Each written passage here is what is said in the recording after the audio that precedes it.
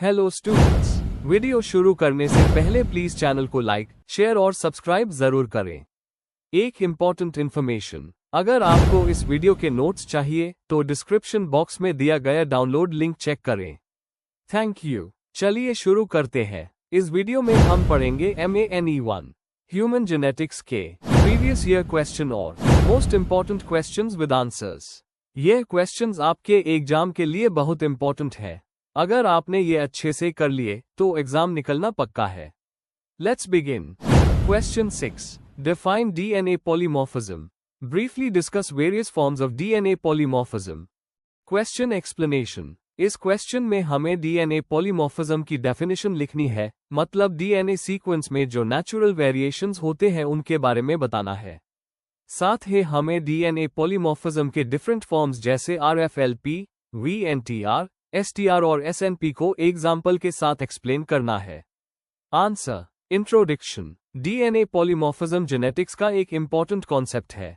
इसका मतलब होता है DNA सीक्वेंस में छोटी छोटी वेरिएशंस या डिफरेंसेस जो एक पॉपुलेशन के लोगों के बीच मिलते हैं। यह वेरिएशंस हाई ह्यूमंस में जेनेटिक डाइवर्सिटी का बेस है।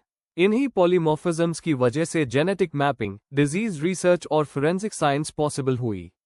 इन डिस्कवरीज ने जेनेटिक्स के फील्ड को एक नई डायरेक्शन दी। Main body. 1. DNA पॉलीमॉर्फिज्म का मतलब और कॉन्सेप्ट। पॉलीमॉर्फिज्म का मतलब होता है मैनी फॉर्म्स। जब एक स्पेसिफिक DNA सीक्वेंस के 2 या ज्यादा वर्जन्स, अलील्स, पॉपुलेशन में 1% से ज्यादा फ्रीक्वेंसी पर मिलते हैं, यूज DNA पॉलीमॉर्फिज्म कहते हैं। यह वेरिएशंस टाइम के साथ म्यूटेशंस के थ्रू आते हैं और जनरेशंस तक पास होते हैं। इनका फिनोटिपिक इफेक्ट हो भी सकता है या नहीं भी, लेकिन ये जेनेटिक आइडेंटिटी बताने में काम आते हैं। एग्जाम्पल, अगर एक जेने में एक की जगह आ गया तो ये एक पॉलीमॉर्फिक साइट बन जाता है। 2. DNA पॉलीमॉर्फिज्म के main forms. A. Restriction fragment length polymorphism RFLP। RFLP DNA के रिस्ट्रिक्शन एंजाइम साइट्स में डिफरेंस पर बेस्ड होता है। जब DNA को एंजाइम से कट किया जाता है तो अलग अलग इंडिविजुअल्स के फ्रैगमेंट्स अलग साइज के मिलते हैं। एग्जाम्पल, सिकल सेल एनीमिया को डिटेक्ट करने के लिए RFLP यूज होता है। यूज। जेनेटिक मैपिंग और पैटर्निटी टेस्टिंग में पहला मेथड था। B. Variable number tandem repeats VNTR। VNTR में एक छोटी DNA सीक्वेंस बार बार रिपीट होती है। हर इंडिविजुअल में रिपीट का नंबर अलग होता है, इससे यूनिक DNA पैटर्न मिलता है। Example, VNTR markers DNA fingerprinting और फोरेंसिक साइंस में उस होते हैं। यह पॉपुलेशन डाइवर्सिटी समझने के लिए बहुत यूजफुल होते हैं। C. Short tandem repeats STR microsatellites. STR VNTR जैसा ही होता है, लेकिन रिपीट यूनिट और छोटी होती है, 2 to 6 base pairs. STR analysis fast और एक्यूरेट होता है, इसलिए फोरेंसिक और पेरेंटेज टेस्टिंग में सबसे ज्यादा उस होता है। एग्जाम्पल, FBI का कोडी सिस्टम STR मार्कर्स यूज करता है। D. Single nucleotide polymorphism SNP। SNP DNA polymorphism का सबसे कॉमन फॉर्म है जिसमें एक सिंगल न्यूक्लियोटाइड चेंज होता है। ये हर 300 बेस पेयर्स पर एक बार मिलता है। एग्जाम्पल, A, G या T, C का change. Importance, disease prediction, drug response और पॉपुलेशन स्टडीज में उस होता है। 3. DNA पॉलीमॉर्फिज्म के यूसेस और इंपॉर्टेंस।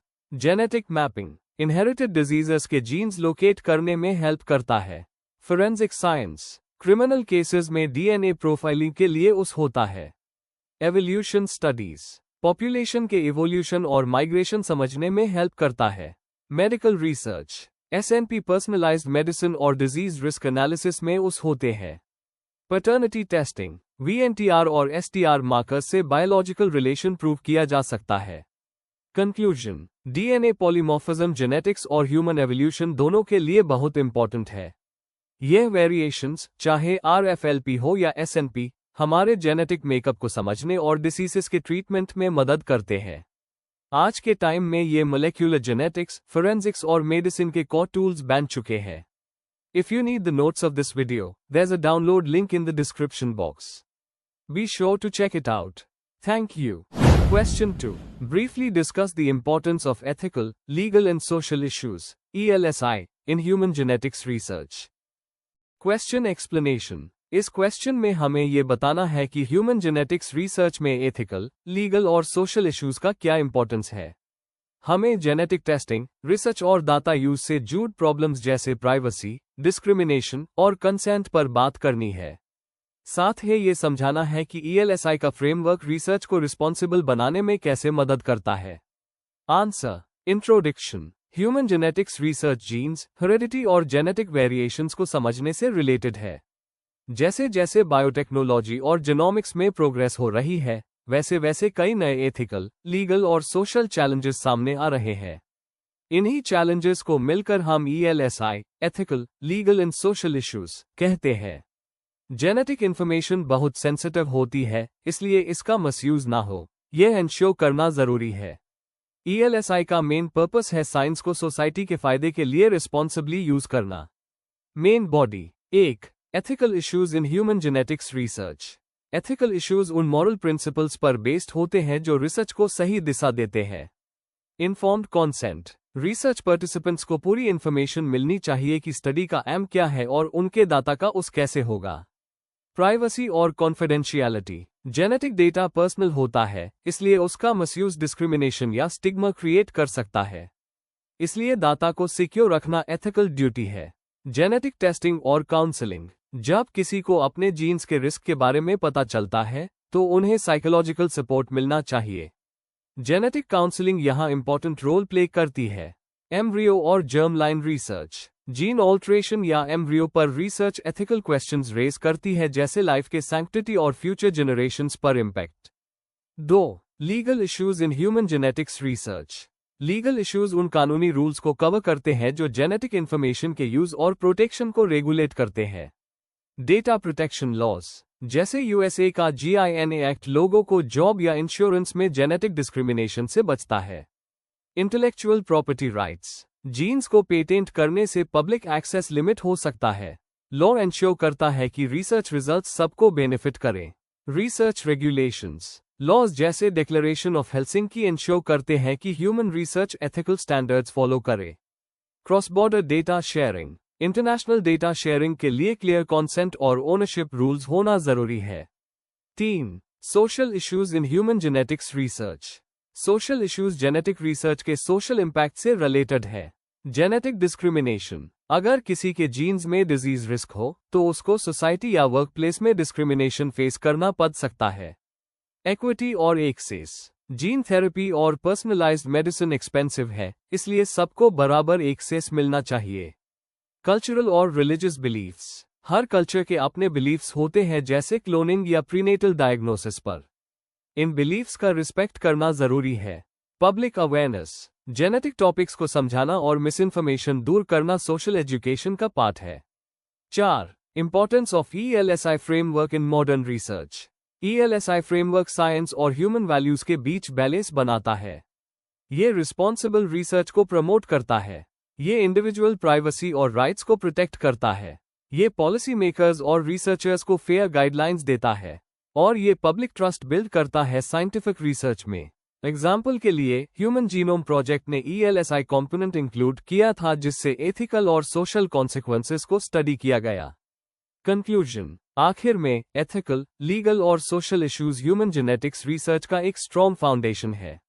ये एंश्योर करते हैं कि scientific advancement human dignity, equality और प्राइवेसी के अगेंस्ट ना जाए। जैसे जैसे जेनेटिक्स आगे बढ़ रहा है, ELSI फ्रेमवर्क और भी इंपॉर्टेंट हो गया है, ताकि साइंस और सोसाइटी दोनों का बैलेंस बना रहे। If you need the notes of this video, there's a download link in the description box. Be sure to check it out. Thank you.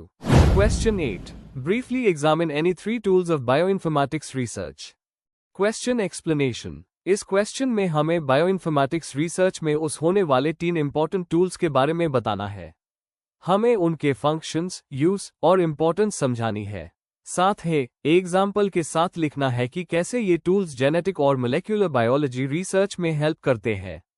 Answer. Introduction. Bioinformatics एक इंटरडिसिप्लिनरी फील्ड है जो biology, computer science और information technology को combine करता है, ताकि biological data का analysis और इंटरप्रिटेशन किया जा सके। जेनोमिक्स और प्रोटियोमिक्स के बढ़ते स्कोप के साथ बायोइन्फॉर्मेटिक्स टूल्स का यूज रिसर्च में बहुत बढ़ गया है। ये टूल्स जीन्स, प्रोटीन्स और डीएनए सीक्वेंसेस को समझने और कंपेयर करने में मदद करते हैं। इस आंसर में हम 3 मेन टूल्स ब्लास्ट, जेनबैंक और प्रोटीन डेटाबेसेस के बारे में डिस्कस करेंगे। Main body. 1. Blast, basic local alignment search tool. Definition. Blast एक बहुत हाई पॉपुलर बायोइन्फॉर्मेटिक्स टूल है जो एनसीबीआई ने डेवलप किया था। इसका उस किसी अननोन डीएनए या प्रोटीन सीक्वेंस को नोन सीक्वेंसेस के डाटाबेस से कंपेयर करने के लिए होता है। फंक्शन। ये टूल सीक्वेंस सिमिलैरिटी बताता है जिससे हम फंक्शनल और इवोल्यूशनरी रिलेशनशिप समझ सकते हैं। Example, application. अगर किसी रिसर्चर को एक नई डीएनए सीक्वेंस मिलती है तो वो ब्लास्ट का यूज करके देख सकता है कि क्या वो किसी नोन जीन से मिलती जुलती है। इससे जीन आइडेंटिफिकेशन और डिजीज रिसर्च में हेल्प मिलती है। टाइप्स। ब्लास्ट के कुछ वर्जन्स हैं जैसे ब्लास्टिएन डीएनए के लिए, ब्लास्ट पी प्रोटीन के लिए और ब्लास्टीएक्स ट्रांसलेटेड सीक्वेंस के लिए। 2. जेनबैंक। डेफिनेशन। जेनबैंक एक पब्लिक न्यूक्लियोटाइड सीक्वेंस डेटाबेस है जो एनसीबीआई मेंटेन करता है। ये दुनिया भर के साइंटिस्ट्स के लिए एक ओपन सोर्स जेनेटिक इंफॉर्मेशन का सेंटर है। फंक्शन। जेनबैंक जीन्स और उनके सीक्वेंसेस के साथ रिलेटेड इंफॉर्मेशन और लिटरेचर देता है। इससे रिसर्चर्स डेटा सर्च और डाउनलोड कर सकते हैं। Example, application. साइंटिस्ट्स जेनबैंक का यूज जेनेटिक वेरिएशन स्टडी करने, इवोल्यूशनरी एनालिसिस करने और पीसीआर एक्सपेरिमेंट डिजाइन करने के लिए करते हैं। इंपॉर्टेंस। ये एक सेंट्रल रिपोजिटरी है जहां बायोलॉजिकल डेटा स्टोर होता है और ये जीनोमिक्स और बायोटेक्नोलॉजी रिसर्च के लिए बहुत वैल्यूएबल है। 3. प्रोटीन डेटाबेसेस जैसे यूनिपोर्ट।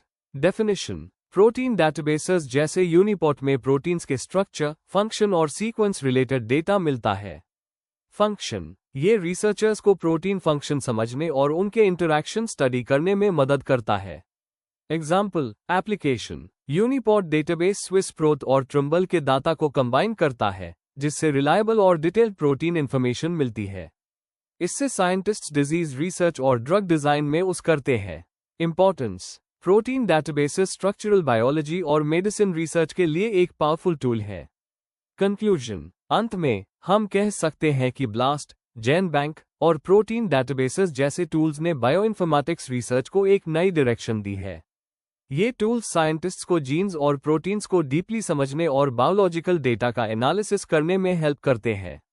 आज के टाइम में ये टूल्स जेनेटिक्स और बायोटेक्नोलॉजी रिसर्च का बैकबोन बन गए हैं। If you need the notes of this video, there's a download link in the description box. Be sure to check it out. Thank you. Question 9. What is prenatal diagnosis? Briefly examine various indications and techniques of prenatal diagnosis.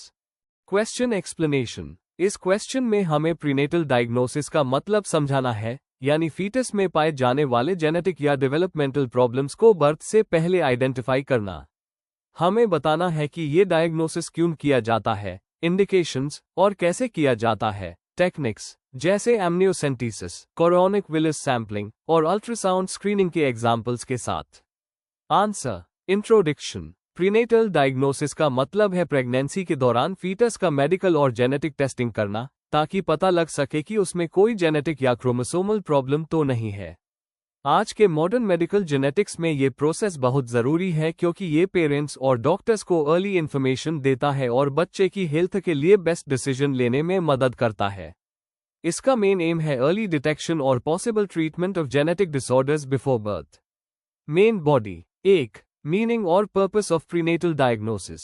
Definition. Prenatal diagnosis एक process है जिसमें foetus को test किया जाता है ताकि genetic, chromosomal या structural abnormalities को आइडेंटिफाई किया जा सके।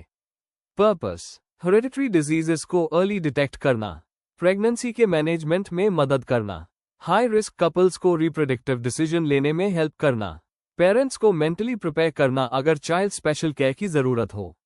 एग्जाम्पल के लिए डाउन सिंड्रोम, थैलेसीमिया और सिकल सेल एनीमिया जैसे केसेस में प्रीनेटल टेस्टिंग बहुत हेल्पफुल होती है। 2. Indications for prenatal diagnosis. Her pregnancy में प्रीनेटल टेस्ट नहीं होता, ये टैब रेकमेंड किया जाता है जब कुछ रिस्क फैक्टर्स प्रेजेंट हो। Maternal as.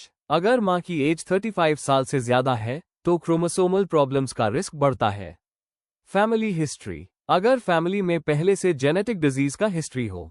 Previous affected child. अगर पहले चाइल्ड में कंजेनिटल डिफेक्ट हो चुका हो।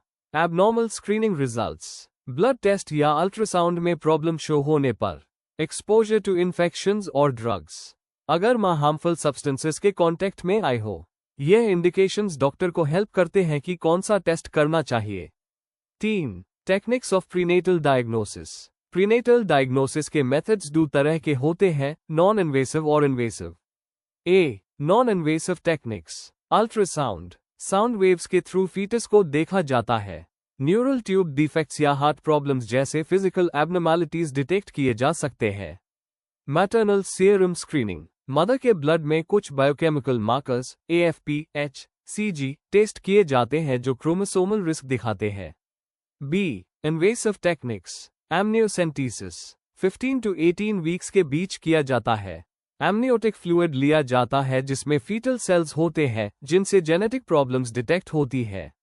Chorionic villus sampling CVS, 10 to 12 weeks में प्लेसेंटा से टिश्यू सैंपल लिया जाता है। अर्ली रिजल्ट मिलता है लेकिन थोड़ा रिस्क होता है। कॉर्डोसेंटेसिस, 18 वीक्स के बाद अम्बिलिकल कॉर्ड से ब्लड सैंपल लिया जाता है। ब्लड डिसऑर्डर्स और इन्फेक्शंस डिटेक्ट करने में हेल्पफुल होता है। C. Modern molecular techniques, non invasive prenatal testing NIPT, mother के ब्लड में प्रेजेंट फीटल DNA का एनालिसिस किया जाता है। यह सेफ, एक्यूरेट और मॉडर्न टेक्निक है। 4. एथिकल और सोशल एस्पेक्ट्स। प्रीनेटल डायग्नोसिस के साथ कुछ एथिकल इश्यूज भी जुड़े होते हैं, जैसे सिलेक्टिव अबॉर्शन या प्राइवेसी के कंसर्न्स। इसलिए हर केस में जेनेटिक काउंसलिंग जरूरी है ताकि पेरेंट्स इन्फॉर्म्ड और स्ट्रेस फ्री डिसीजन ले सकें। कंक्लूजन, प्रीनेटल डायग्नोसिस एक बहुत इंपॉर्टेंट प्रोसेस है जो फीटस के हेल्थ कंडीशन के बारे में अर्ली इंफॉर्मेशन देता है। इससे पेरेंट्स और डॉक्टर्स दोनों को बेस्ट डिसीजन लेने का मौका मिलता है। लेकिन हर टेस्टिंग के साथ एथिकल रिस्पॉन्सिबिलिटी और काउंसलिंग होना भी इक्वली इंपॉर्टेंट है, ताकि इसका उस सिर्फ पॉजिटिव पर्पस के लिए हो। If you need the notes of this video, there's a download link in the description box. Be sure to check it out. Thank you. Question 10. Write short notes on any two of the following. A. Electrophoresis. B. Epigenetics. C. Color blindness. D. Human Genome Project. Question explanation. यह question हमसे 4 topics में से किसी 2 पर short notes लिखने को कह रहा है। लेकिन हम यहाँ सभी 4 topics, electrophoresis, epigenetics, colour blindness और ह्यूमन जीनोम प्रोजेक्ट को कवर करेंगे ताकि कॉन्सेप्ट पूरी तरह क्लियर हो जाए। आंसर। इंट्रोडक्शन। ह्यूमन जेनेटिक्स एक ऐसा फील्ड है जो जीन्स के स्ट्रक्चर, फंक्शन और उनके वेरिएशन को समझाता है। इसमें कुछ इंपॉर्टेंट टेक्निक्स जैसे इलेक्ट्रोफोरेसिस, कॉन्सेप्ट्स जैसे एपिजेनेटिक्स, डिसऑर्डर्स जैसे कलर ब्लाइंडनेस और रिसर्च प्रोजेक्ट्स जैसे ह्यूमन जीनोम प्रोजेक्ट बहुत महत्वपूर्ण रोल प्ले करते हैं। ये सब मिलकर जेनेटिक्स के स्टडी को और एडवांस बनाते हैं। Main body. A. Electrophoresis. Meaning and definition. Electrophoresis एक लैब टेक्निक है जिसमें DNA, RNA या प्रोटीन को उनके साइज और चार्ज के बेसिस पर अलग किया जाता है। Principle. Charge molecules electric current के इफेक्ट से गेल के थ्रू ऑपोजिट इलेक्ट्रोड की तरफ मूव करते हैं। जैसे DNA नेगेटिव होता है तो वो पॉजिटिव इलेक्ट्रोड की तरफ जाता है। Types. Agarose gel electrophoresis, DNA और RNA के लिए।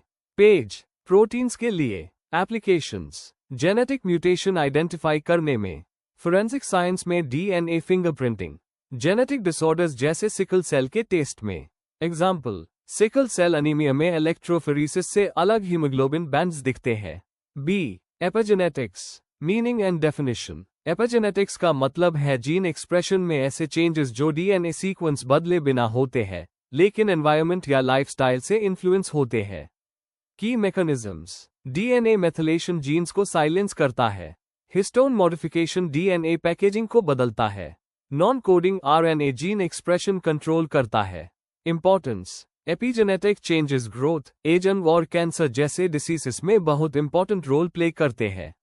एग्जाम्पल, आइडेंटिकल ट्विन्स का DNA सेम होता है, पर लाइफस्टाइल और स्ट्रेस के वजह से उनके जीन्स अलग तरह एक्सप्रेस होते हैं। C. Colour blindness. Definition. Colour blindness एक जेनेटिक डिसऑर्डर है जिसमें व्यक्ति कुछ कलर्स, जैसे रेड और ग्रीन, को अलग नहीं कर पाता। Genetic basis. ये mostly X linked recessive trait के फॉर्म में इनहेरिट होता है, इसलिए मेल्स में ज्यादा होता है।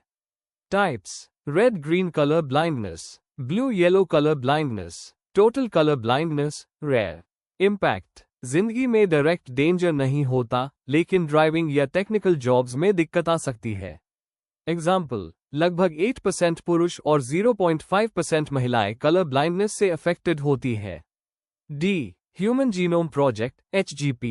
इंट्रोडक्शन: ह्यूमन जीनोम प्रोजेक्ट एक इंटरनेशनल रिसर्च प्रोग्राम था जो 1990 में स्टार्ट हुआ और 2003 में कंप्लीट हुआ। इसका एम था पूरे ह्यूमन DNA का मैपिंग करना। ऑब्जेक्टिव्स: सभी ह्यूमन जीन्स 20,000 to 25,000 को आइडेंटिफाई करना, 3 बिलियन बेस पेयर्स का सीक्वेंस डिटरमिन करना, जेनेटिक इंफॉर्मेशन को रिसर्च के लिए शेयर करना। आउटकम्स: जेनेटिक डिजीजेस का बेटर अंडरस्टैंडिंग, पर्सनलाइज्ड मेडिसिन का विकास, बायोइन्फॉर्मेटिक्स और जेनोमिक्स का रैपिड ग्रोथ। सिग्निफिकेंस: HGP ने ह्यूमन बायोलॉजी को एक नए लेवल पर पहुंचा दिया। अब डिजीजेस को जेनेटिक लेवल पर समझा जा सकता है। Conclusion: electrophoresis, epigenetics, colour blindness और ह्यूमन जीनोम प्रोजेक्ट, ये 4 टॉपिक्स ह्यूमन जेनेटिक्स के बैकबोन है। इनके थ्रू हम जीन्स, डिसीजेस और इवोल्यूशन को ज्यादा गहराई से समझ पाए हैं। इन्होंने रिसर्च और मेडिसिन दोनों फील्ड्स को रिवॉल्यूशनाइज कर दिया है। Before we end, please like, share and subscribe the channel for more such study materials and one important information। अगर आपको नोट्स चाहिए तो डिस्क्रिप्शन बॉक्स में डाउनलोड लिंक दिया हुआ है, जरूर चेक करें। Thank you.